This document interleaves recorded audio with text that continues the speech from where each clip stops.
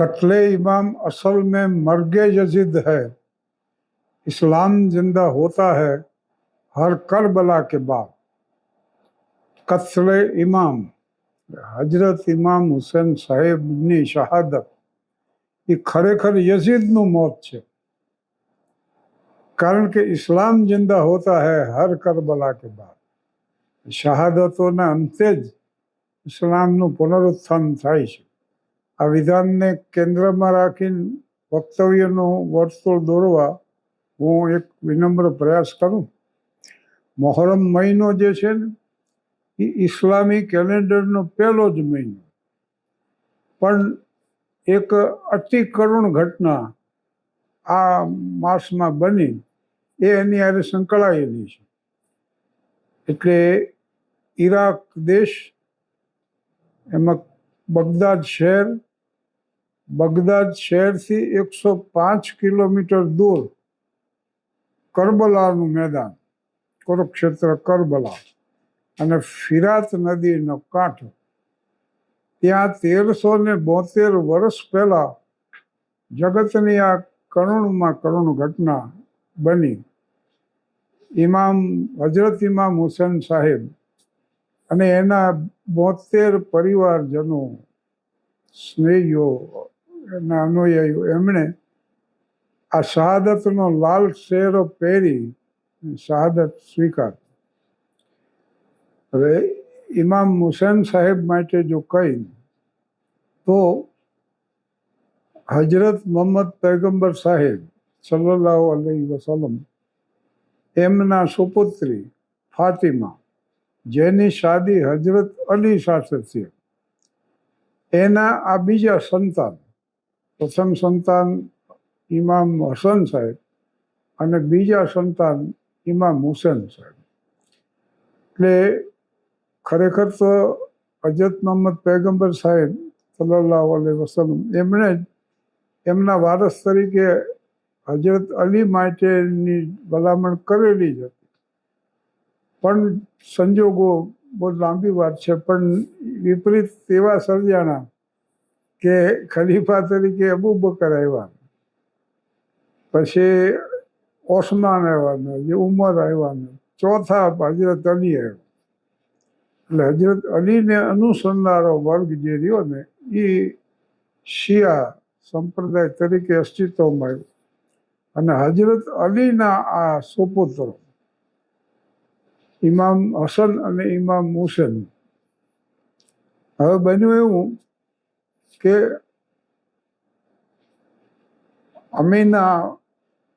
મોહતરમા અમીના એમના માતાનું નામ, એટલે મોહમ્મદ સાહેબના, અને અબ્દુલ્લા એમના પિતા। હવે કરુણ ઘટના તો એ હતી કે મોહમ્મદ સાહેબના જન્મ પહેલા એમના પિતાનું અવસાન,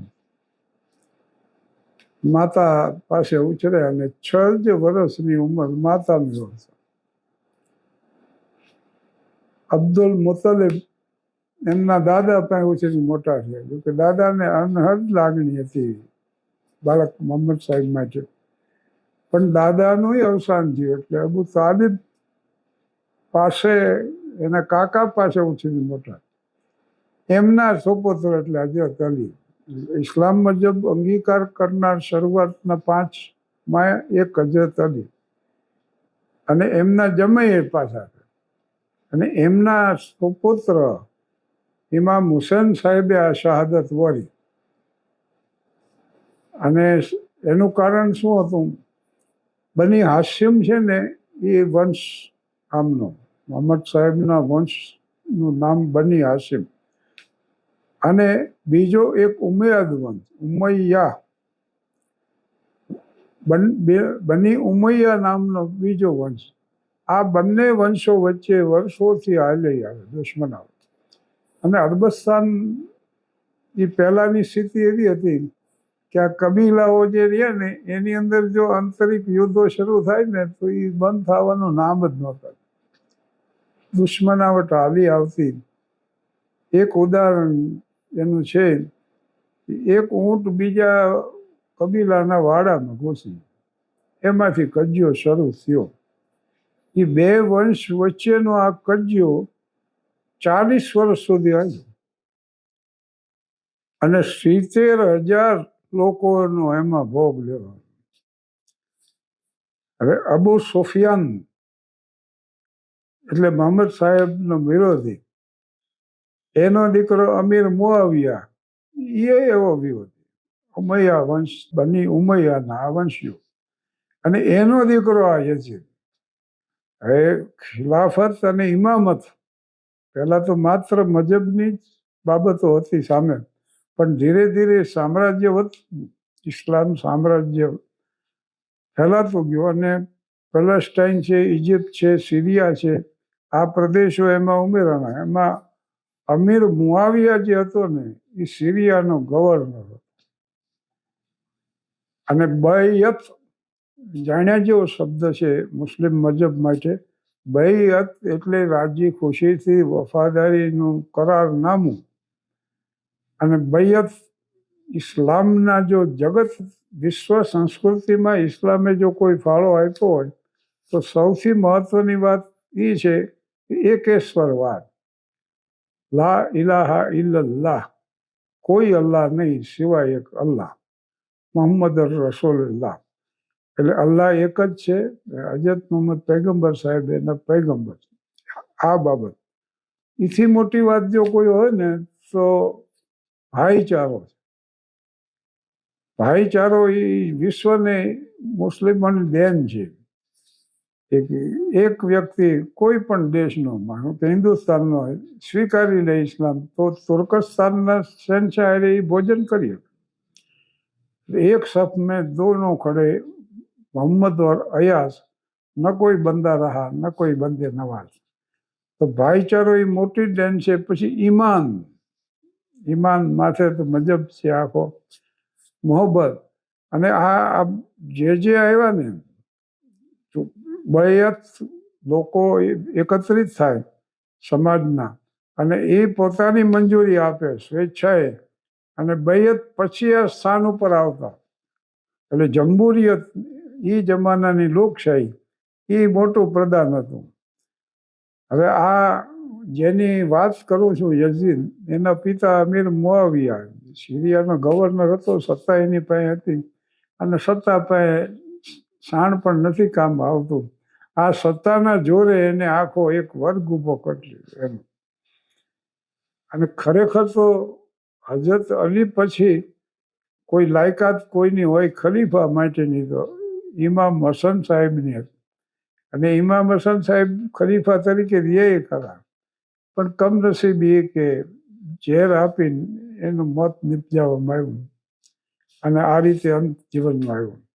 ત્યાર પછી સૌથી વધુ લાયકાત હોય તો ઇમામ હુસેન સાહેબની, પણ એમની અવગણના કરવામાં. એટલું જ નહીં, સત્તાના દોરે અમીર મુઆવિયાએ બૈયત એટલે વફાદારી તમે આના પ્રત્યે દર્શાવો છો એવું કરારનામું લખી આપો એમ. હવે જેના નાના હજરત મોહમ્મદ પૈગંબર સાહેબ, જેના પિતા હજરત અલી, જેને પ્રાણોની આહુતિ આપીને ઇસ્લામ મજહબની આખી ઇમારત નિર્માણ કરી, એ આવી કેમ બૈઆત આપી હતી. અને ધીરે ધીરે છે ને આ પ્રેશર વધતું ગયું. મદીનાથી મક્કા આવ્યા તો યઝીદના માણસો હાજીઓના પહેરવેશમાં આવ્યા અને એની હત્યા આમના ઉપર દબાણ વધારવામાં આવ્યું કે તમે લખી આપો કે હું મારી વફાદારી યઝીદને સુપ્રત કરું. અને આમણે સજ્જડ વિરોધ કર્યો કે હું ન લખી આપું, આના માટે નથી અમારો વંશ. જેને આવી શહાદત વરી છે એ આવી બાબતમાં ન સમજતા. એટલે આમનો વિરોધ અહીંથી આ શરૂ થઈ વાત. બસ તો ઓલા લોકોએ મોકલ્યા મારાઓ ઇમામ હુસેન સાહેબની હત્યા માટે.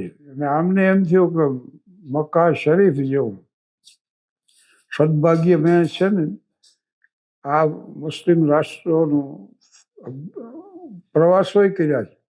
એટલે મસ્કત, દુબઈ, અબુધાબી, શારજા, મક્કા ઉલ મુકરમા, મદીનતુલ નબી, મદીના, પછી બહેરીન, કુવૈત, દુબઈ તો 7 વાર જવાનું થયું છે. પણ એક જોયું કે ઇન્શા અલ્લાહમાં આ જે મોમિનો છે, મુસ્લિમનો અર્થ જ સમર્પણ થાય છે, total submission to the will of Allah.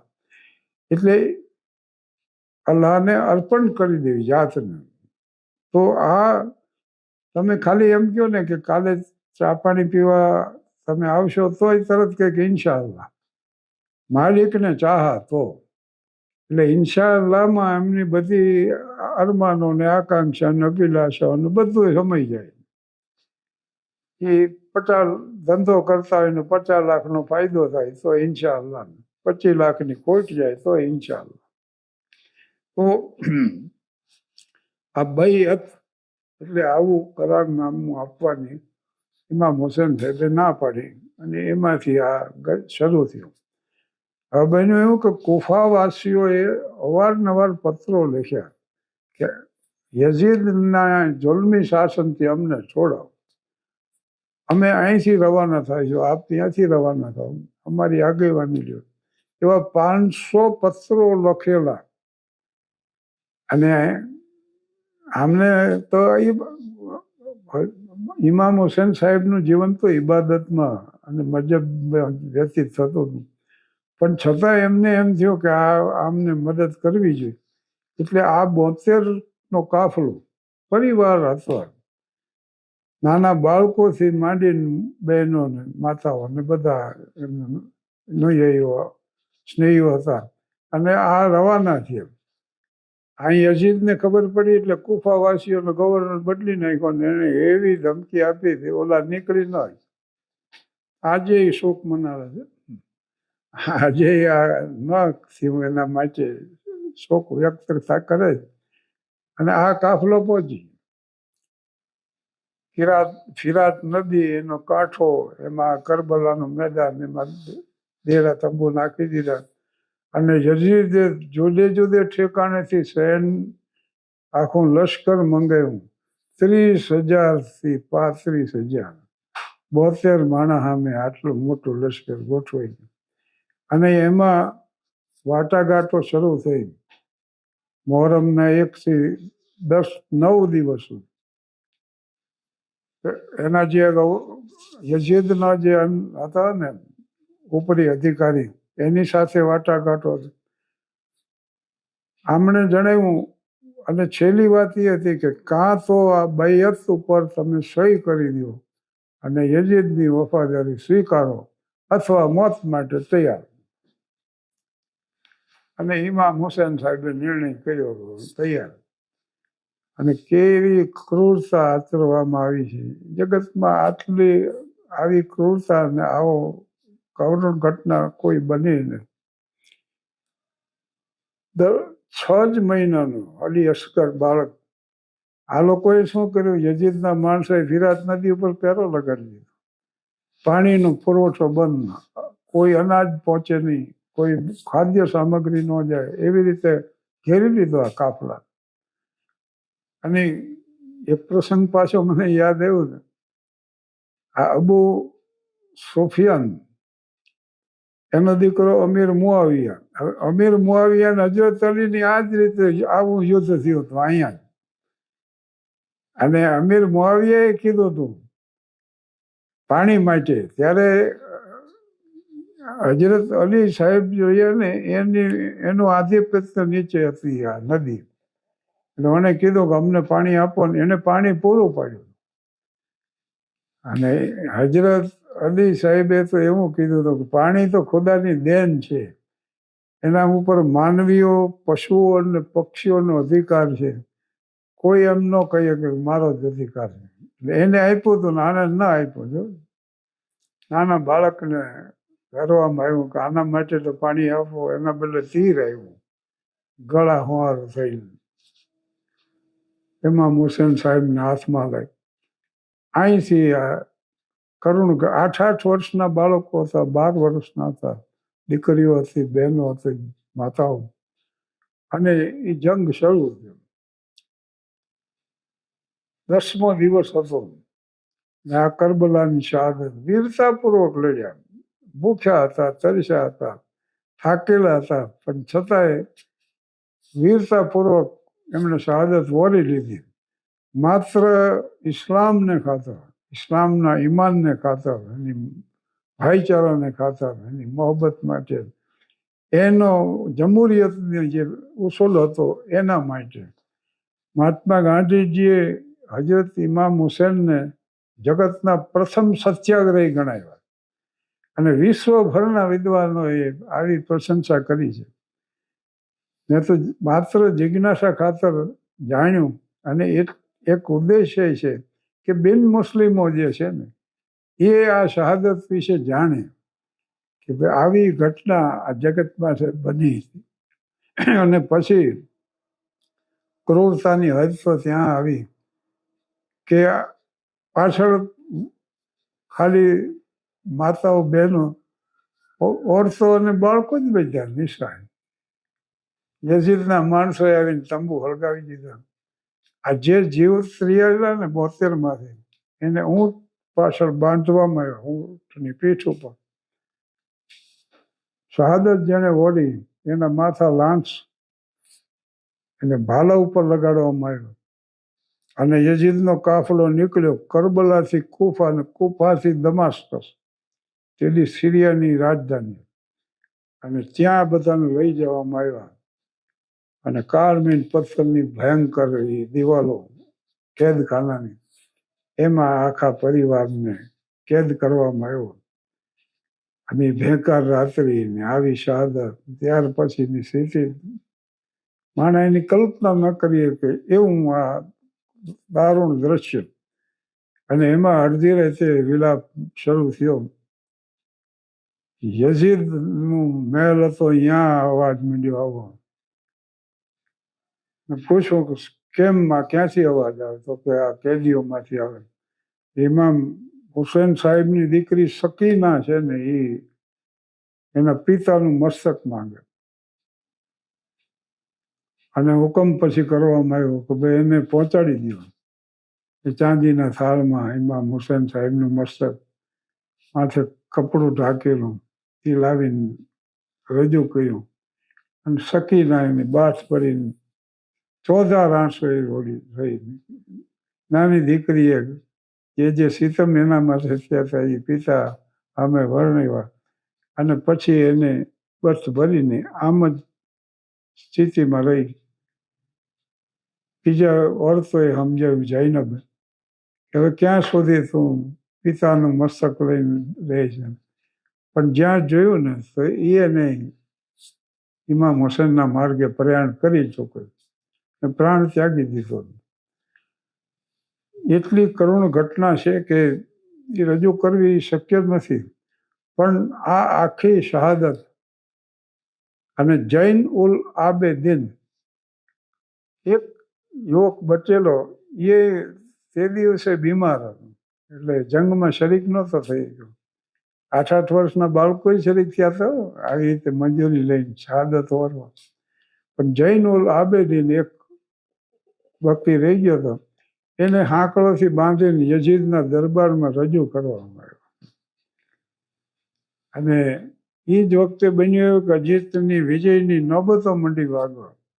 એટલે યઝીદે કીધું જૈન ઉલ આબેદીનને કે આ મારી વિજયની નોબત છે ને. એ જ વખતે અજાન થઈ. એટલે જૈન ઉલ આબેદીને કીધું કે આ મારી મજહબની છે, એલા અમારા મજહબનું પ્રતીક છે જો આ.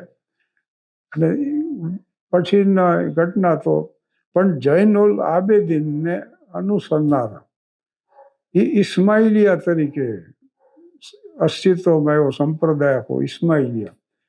અને મારી જાણ મુજબ આ જે રહ્યા ને અત્યારે આગા ખાન, કરીમ ખાન સાહેબ, એ હજરત મોહમ્મદ પૈગંબર સાહેબના સુપુત્રી ફાતિમા નદીનનો સીધા જ વંશજો. જગતભરમાં આટલી એમની નામના હોય, પ્રસિદ્ધિ હોય કે એને અનુસરનારો આખો વર્ગ હોય તો એનું કારણ એ છે કે આ સીધા એના અનુયાયીઓ જૈનુલ આબેદીનથી આ શરૂ થયો.